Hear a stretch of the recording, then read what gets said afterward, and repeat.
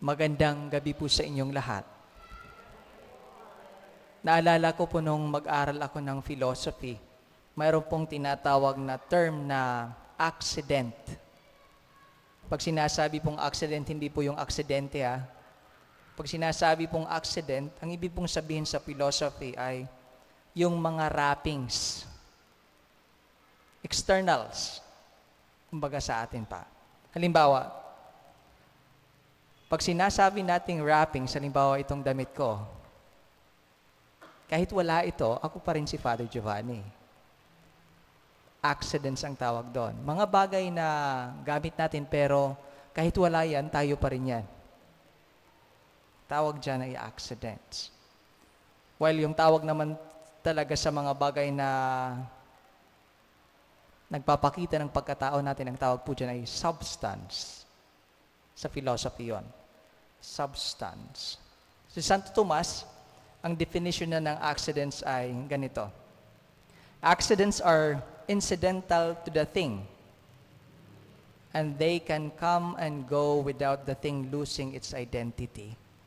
They can come and go. Damit, they come and go. They come and go. Eyeglass, suot natin. Kahit wala yan, tayo pa rin yan. Okay. Ngayong araw, kinikwento ko to dahil ngayong araw, binibigyang halaga ni Jesus, hindi lang dapat tinatawag tayo. Huwag lang bigyang halaga ang externals. Dapat pati yung loob. Kung anong nasa puso natin, yung mga bagay na talagang mahalaga. Yung readings natin speak about washing of hands, external yon. Kahit hindi ako maghugas, pag kumain ako, bubusog pa rin ako. Diba? Washing of hands, tapos sa first reading, circumcision. Naging issue to nung una ni na St. Peter and Paul. Kasi yung mga new converts, gusto nung isa na, kailangang matuli para maligtas. Yung isa naman hindi na kailangan. And so they consulted the apostles at saka yung elders.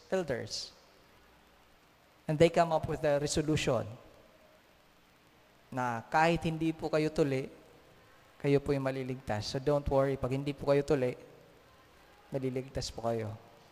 Externals. Sa gospel, Jesus was criticized for not washing his hands before eating. He was criticized. Para kay Jesus, ang paghuhugas po, para sa mga Hodyo pala, ang paghuhugas po was not only a matter of cleanliness.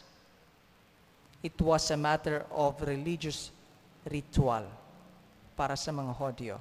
Ang pattern po ng paghuhugas nila ganito, fingertips, then over the fingers, then hands, then wrists. Ganun po. And then reverse. Yun po yung pattern nila. Si Jesus naman po was not against this one. He did not object to this practice. What he objected was their attitude. They attached more importance to it, accidents, externals, than helping the needy. Than helping the needy. Yung first reading, sabi ko nga, circumcision, an issue of the new converts. After consulting, sabi ko, nagka-resulta, faith can save us. Faith can save us. You can be saved kahit hindi po kayo tuli. Tuli ka man o hindi, maliligtas po. Ang tawag po sa atin, I believe, ang hamon po sa atin is to look at our faith and consider not only the things that are externals, kundi pati yung internals, kung anong nasa sa loobin natin, kung ano yung nasa puso natin.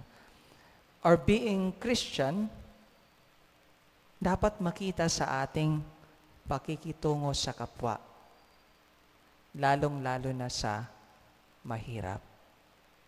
Ang pagluhod po, makikita natin maraming lumuluhod. Externals po yan. Ang prayers natin, dapat makita rin sa ating buhay o pamumuhay.